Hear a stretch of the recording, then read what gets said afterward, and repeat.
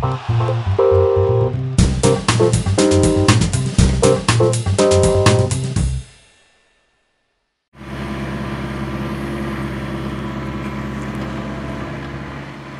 en fait on est intervenu ici suite à un diagnostic qui a été prescrit par le service régional de l'archéologie de Midi-Pyrénées en raison d'un projet de travaux de la future route, donc de la déviation de la RD 802.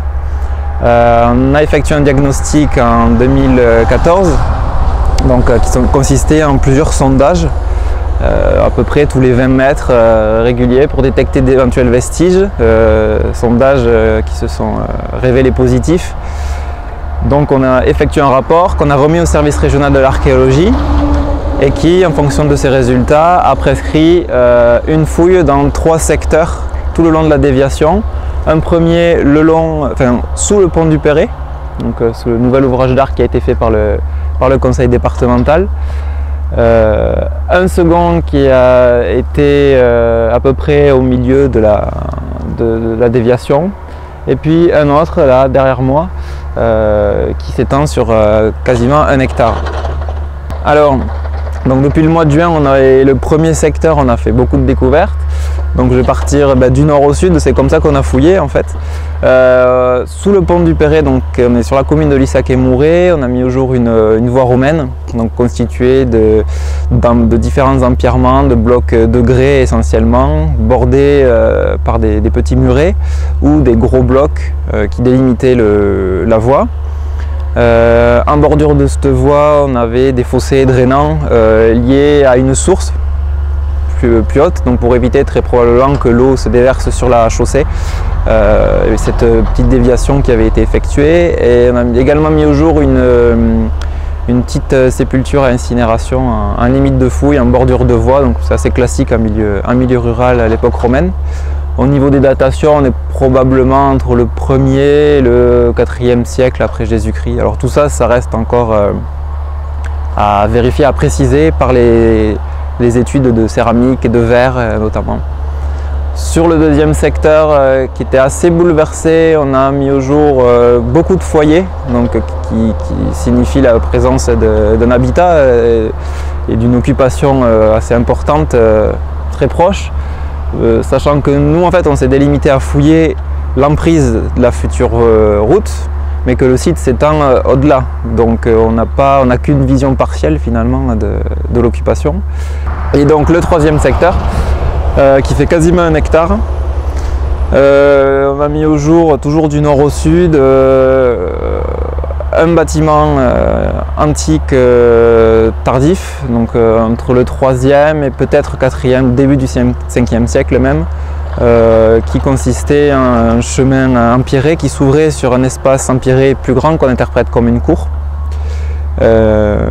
bordé de bâtiments donc, constitués de murs en pierre liés à de l'argile, qui supportait probablement des élévations en matériaux périssables, donc en argile, on peut imaginer ça vu le type de terrain.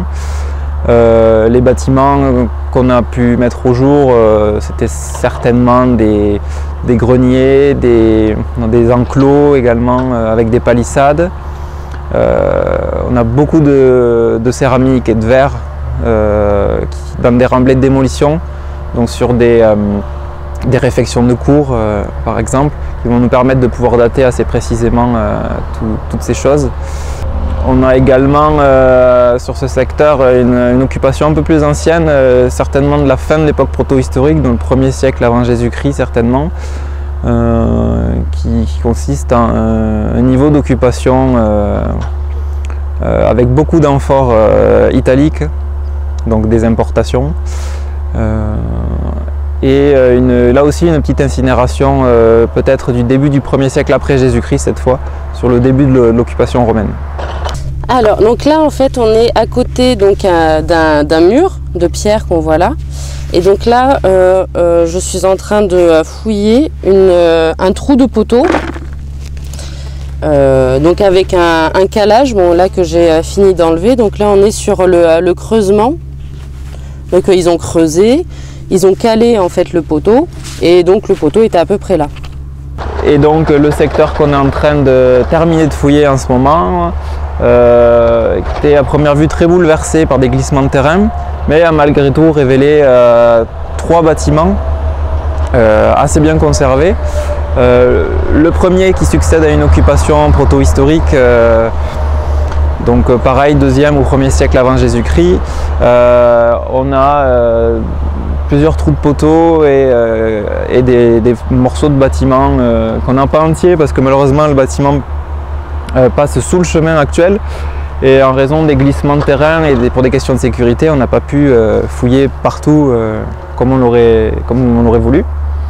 Mais on a quand même suffisamment d'éléments pour dater, pour interpréter, pour avoir une stratigraphie complète de ce secteur.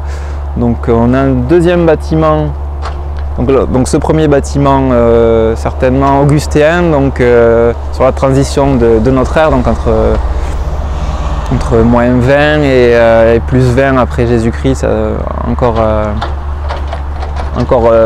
assez large, on précisera ça tout ça en post-fouille. Le 2e, courant 1er siècle, 2e bâtiment, on a une succession de 2 salles en fait, une qui fait 4 mètres carrés, l'autre 6 mètres carrés, donc 2 salles de forme carrée, qui étaient peut-être des remises, peut-être des petits enclos pour les bêtes. On va faire des prélèvements sur les niveaux de sol pour essayer de voir s'il n'y avait pas des parasites ou des choses comme ça, pour essayer de définir s'il y avait une occupation animale, voir quels étaient les animaux, etc. Et 3e occupation, là où il y a la pelle mécanique, en ce moment on a un endroit entre plusieurs failles en fait, donc ça a glissé, on pensait au début qu'il y avait plein de murs un peu dans tous les sens. Finalement c'est assez structuré, on a des murs assez imposants avec beaucoup de contreforts qui viennent consolider ces murs. Ils ont certainement eu à cette époque-là aussi des problèmes de glissement de terrain, donc ils ont dû consolider tout ça. Et là on a aussi beaucoup de céramique, peut-être du Haut-Empire, donc 1er, 2e siècle après Jésus-Christ. Et juste au-dessous, là on a découvert un probable four. Alors four de quoi on ne sait pas encore, c'est à voir. Mais ça va nous occuper sur les derniers jours de fouilles. Et moi je suis là en train de décalquer le plan qui a déjà été fait de la structure du bâtiment et sur lequel je vais rajouter ce qui a été mis à jour. Voilà. Alors en fait on a différentes structures, différentes pièces dans ces bâtiments, dans cette zone. On a des trous de poteaux qui sont ici, avec différents éléments de calage à l'intérieur. Là on peut voir une pièce bien délimitée avec un angle, un chaînage. Là également, ces deux murs là sont parmentés. Ici on a un espace vide, un seuil avec un niveau de sol de ce côté là. Et là on va rajouter le caniveau qui passe à l'intérieur. Voilà.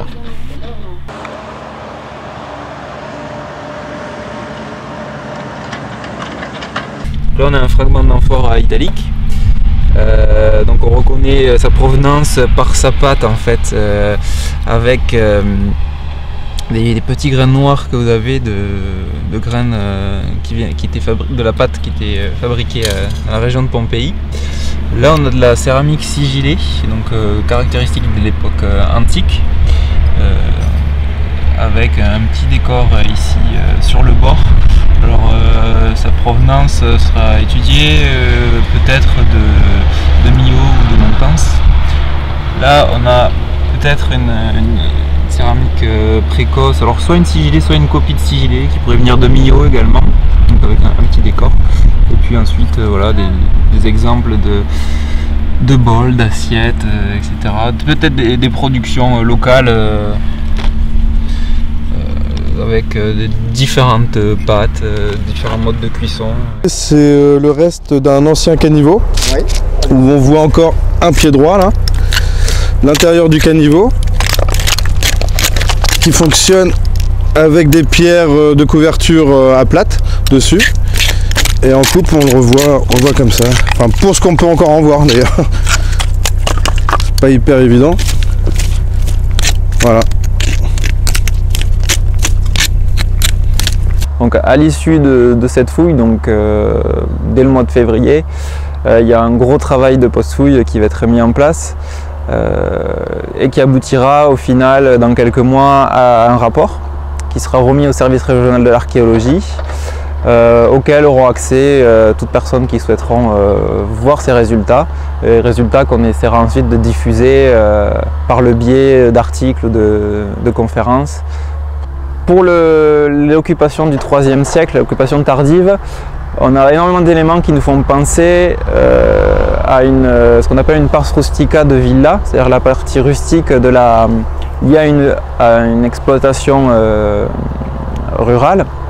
Donc la pars rustica, c'est là où il y avait toutes les structures agraires liées donc à un habitat assez luxueux rural.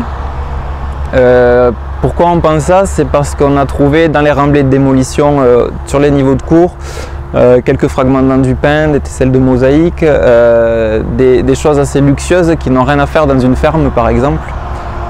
Donc ça c'est certainement lié à villa. On avait des réseaux de villas qui sont bien connus maintenant dans les campagnes, enfin, bien connus hormis dans cette partie du Lot, on n'a jamais fouillé de villa. Pour l'occupation du 1er siècle, en revanche, c'est plus difficile à dire. On a peut-être des fermes, peut-être aussi c'est lié à des occupations plus importantes. On n'a pas suffisamment d'éléments avec le matériel archéologique pour avoir une interprétation catégorique de ce que c'était. Donc je suis céramologue pour la cellule départementale d'archéologie préventive du Lot depuis presque un an.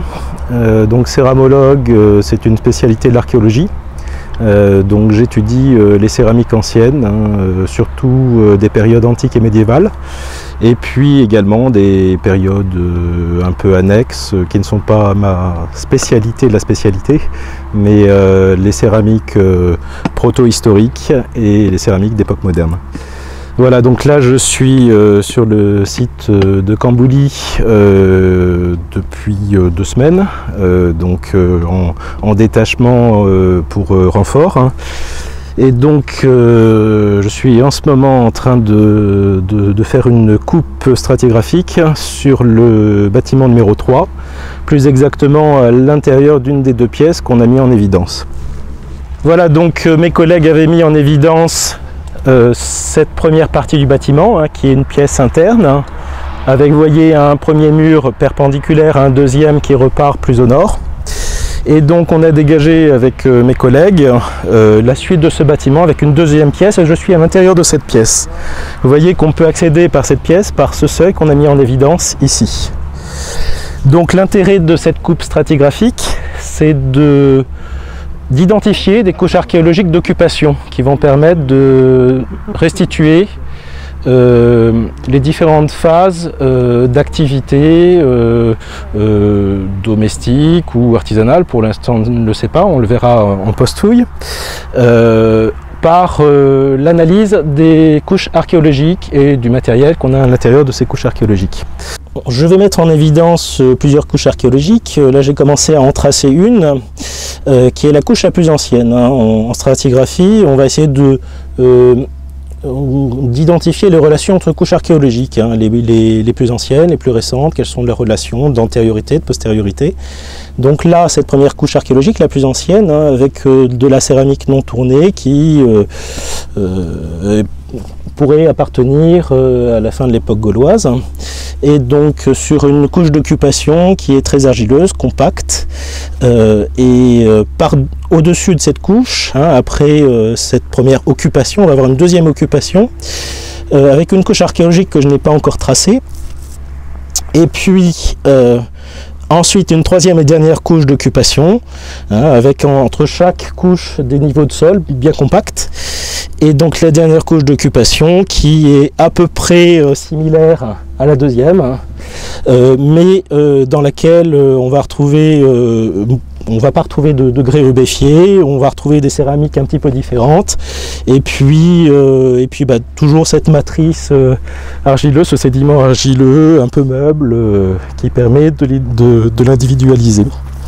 Voilà, donc mon travail maintenant, donc après un petit nettoyage de cette coupe, ça sera de faire le relevé sur le relevé métrique, hein, qui sera ensuite travaillé sur ordinateur par la suite en post-fouille. Voilà. Oui, bah alors la Gaule a été donc conquise par César, comme tout le monde sait, donc au 1er siècle avant Jésus-Christ, entre 58 et 51 avant notre ère. Il y a une structuration importante qui est faite sous l'empereur Auguste, donc qui a régné entre moins 27 et 14. À partir de là, oui, il y a tout un réseau de voies qui se met en place, mais qui succède probablement à un réseau de voies proto-historiques qui était déjà là avant. Donc on se déplaçait assez facilement d'une ville à l'autre. Alors après on est assez loin de Cahors qui était la capitale de la cité des Cadurques, hein. Donc là on est en territoire cadurque, même si on est aussi très proche, on est aux confins de la cité des Rutènes, donc qui correspond grosso modo à l'Aveyron actuellement. On avait aussi tout un réseau d'agglomérations secondaires. Cité des Cadurques, on les connaît très mal, on connaît assez bien maintenant, enfin assez bien, relativement bien le vicus de Causa, donc c'était au sud de la cité des Cadurques, c'est le Tarn-et-Garonne actuellement. Le reste, il y avait certainement une agglomération secondaire à Carénac, peut-être une autre à Duravel. Voilà, on suppose ça par rapport à des documents anciens, mais on n'a pas trouvé précisément les agglomérations. Alors, il y en avait peut-être d'autres vers Figeac, on connaît très mal Figeac pour la période romaine encore. Et en plus de tout ça, il y avait une occupation rurale qui était forcément plus dense que ce qu'on connaît actuellement. On le voit ici, en fait, avant de faire le diagnostic, on ne savait pas du tout sur quoi on allait tomber. Et on est tombé sur une occupation importante qui a traversé l'Antiquité, et puis même depuis la proto-histoire.